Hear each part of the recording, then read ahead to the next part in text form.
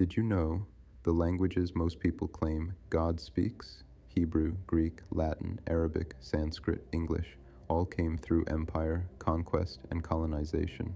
Every single one is tied to the people who enslaved your ancestors. Rome, Greece, and Britain are the common threads. But African has languages older than all of them combined. African's languages, the original divine voice, Khoisan languages, Nilo-Saharan languages, and Niger-Congo languages are the oldest living languages on Earth, carrying millennia of knowledge, history, and spirituality. These languages existed long before empires defined what holy was, long before colonizers told you which tongue carried God. They are still spoken today, vibrating with the ancestral voice of the first humans. The truth: no one wants to admit the languages you worship. They belong to your oppressors.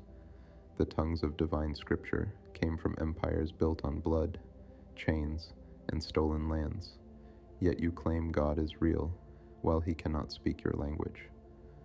The only way you hear God is if you speak Hebrew, Greek, Latin, Arabic, English, the colonizers' tongues. If God were real, why would he ignore Khoisan, Nilo-Saharan, and Niger-Congo languages?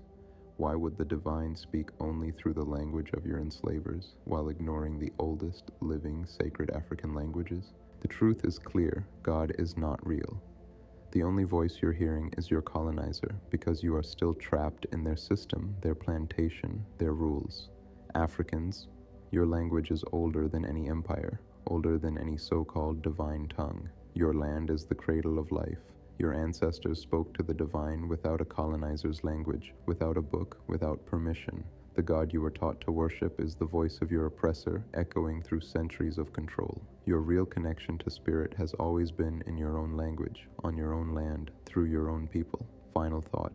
The Khoisan people, sometimes called San or Bushmen, are widely considered among the earliest continuous populations of modern humans on Earth. Their language, their culture, their knowledge, all older than any so-called holy tongue. But here's the truth most will never say. God had to erase them.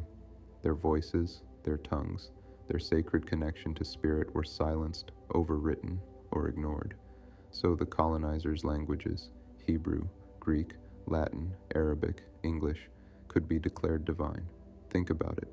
The cradle of humanity, the first humans, the oldest languages on Earth, made invisible in history, so that people could believe God only spoke the colonizers' tongues, and yet the Khoisan, Nilo-Saharan, and Niger-Congo languages are still alive today, still carrying the ancestral, original voice of humanity. If God were real, he wouldn't have allowed the lands and languages of the first humans to be colonized, silenced, and erased. The divine would have spoken in their tongues, through their voices on their land, not through the chains of conquerors. The truth is simple. The God you were taught to worship is the voice of your oppressors, echoing through centuries of empire, while the real divine has always been alive in your own language, your own land, your own people. Wake up. Listen. Remember. Your God was never lost. It's been waiting in your own tongue all along.